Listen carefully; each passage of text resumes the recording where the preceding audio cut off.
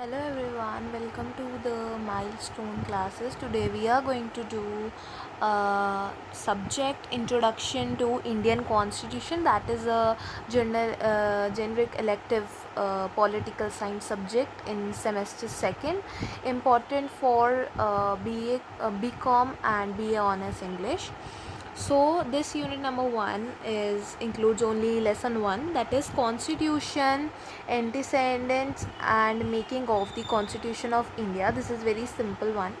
So we know that constitution क्या होता है. Constitution is the supreme law of our country, जिसके according हमारी पूरी country चलती है, and it is obviously a supreme law, a written document that includes these four major things: structure of government, how government is going to implement democracy; second, powers of government, what powers that government can use to uh, for the betterment of the society; and rights and duties of a citizen, how citizens needs to behave under the constitution; and the fourth one is principle of governance, how society must be governed through government, and citizens both efforts and both support each other.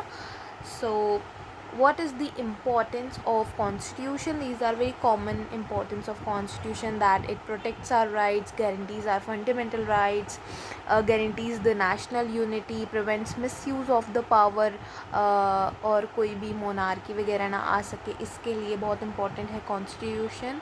Constitution इसलिए भी important है ताकि justice, equality मिल सके, law and order maintain हो सके, power जो है government की कहाँ तक सीमित है वो भी पता चल सके, ये कॉन्स्टिट्यूशन में लिखा है, and protects the rights of the citizen. So these are some common importance. You can write in your examination directly and you can elaborate as per your thing, because this is just a one short and summary video. Now what is antecedents that we had talked about in the topic of this lesson? Antecedents are basically the historical developments, events, laws that are existed before the constitution was created.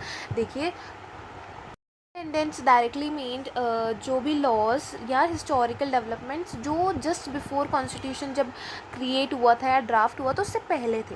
यानी कि कुछ ऐसे laws हो सकते हैं जो British law, जब British rule था तब वो लॉज इम्प्लीमेंटेड थे, और हो सकता है उनको हमने कैरी फॉरवर्ड किया गया है, तो उन्हीं को हम एंटीसेंडेंट्स कहते हैं.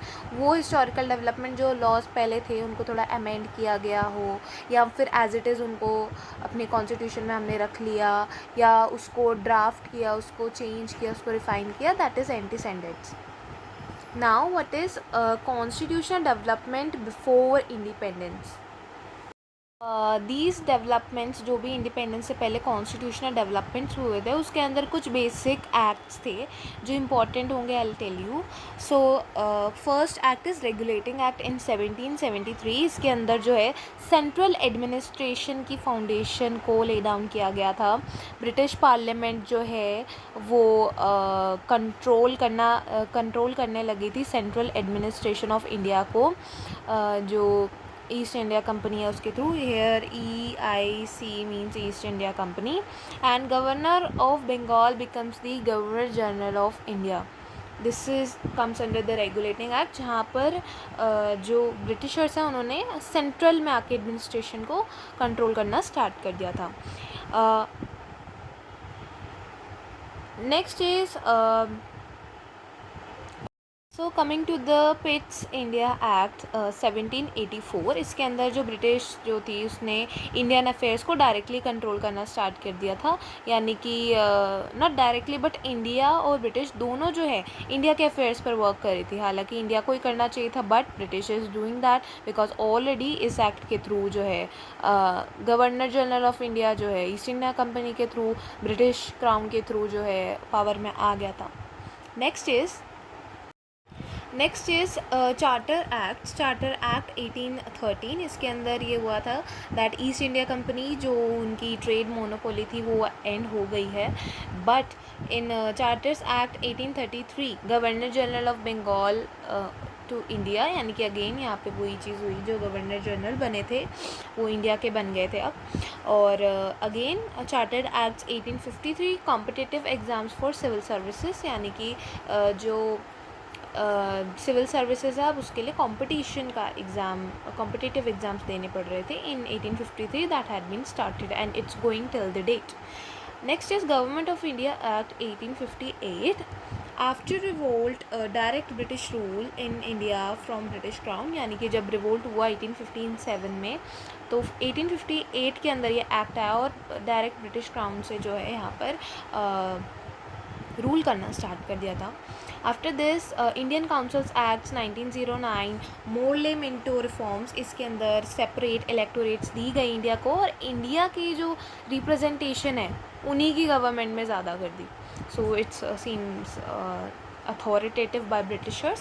After this, Government of India Act 1919, Montagu's Chelmsford reforms, इसके अंदर क्या हुआ था, again increase participations of Indian in administration and dyarchy in provinces, यानी कि अगेन यहाँ पर जो है एडमिनिस्ट्रेशन के अंदर यहाँ पे रिप्रेजेंटेशन बढ़ा था, और इस एक्ट के बाद जो है डायरकी और एडमिनिस्ट्रेशन के अंदर इंडियंस का पार्टिसिपेशन बढ़ा था. And lastly, the very important act in the perspective of examination is Government of India Act 1935, that is still going ahead. Provisions of constitution were borrowed from this act, यानी कि अब जो भी constitution के अंदर provisions हम देखते हैं वो कहीं ना कहीं इस act से ही आए हुए हैं, जो 1935 में ब्रिटिशर्स के थ्रू बनाया गया.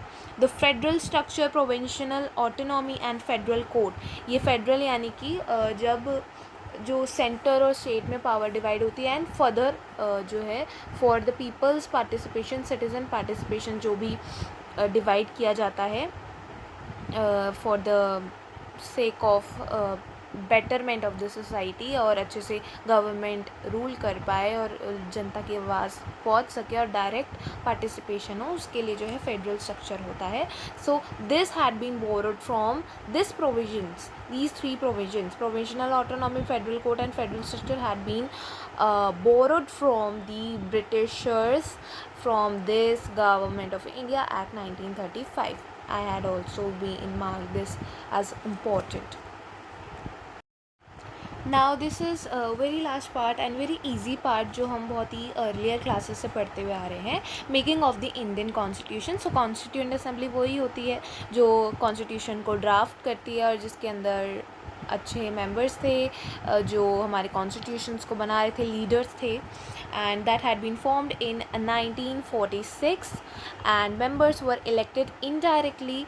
जो भी इसके अंदर मेंबर्स थे वो इनडायरेक्टली डायरेक्ट जो है इलेक्ट हुए थे. जो भी एक्टिव पार्टिसिपेंट थे during the freedom of India, उनको इस कॉन्स्टिट्यूएंट असेंबली में बहुत मेजरली लिया गया एंड इनडायरेक्टली लिया गया. तो उसकी फर्स्ट मीटिंग थी वो 9 दिसंबर 1946 में. This all is fact based. So main personalities, जो फेमस पर्सनालिटीज़ सुनी ही होंगी, the chairman of the drafting committee, and जो ड्राफ्टिंग कमेटी बैठी थी वो सबसे पहले 29 अगस्त 1947 को बैठी थी, and the head was doctor BR Ambedkar, Bhimrao Ambedkar, and second is doctor Rajendra Prasad, जो हमारे इंडिया के फर्स्ट प्रेसिडेंट भी बने. After that the first prime minister Jawaharlal Nehru was also the famous personality among these. और भी लोग थे, but these are some main common personalities that you need to keep in your mind कि ये 3 लोग जो थे ये कॉन्स्टिट्यूएंट असेंबली के अंदर थे.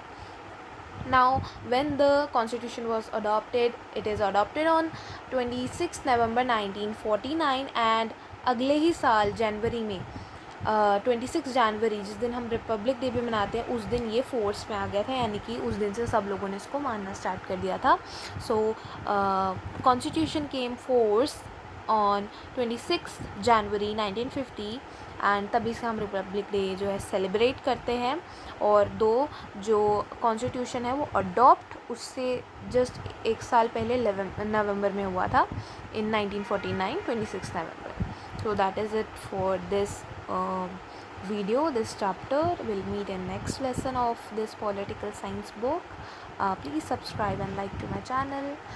Comment if you like it and if you have any doubts further. Thank you. Subscribe to the milestone classes.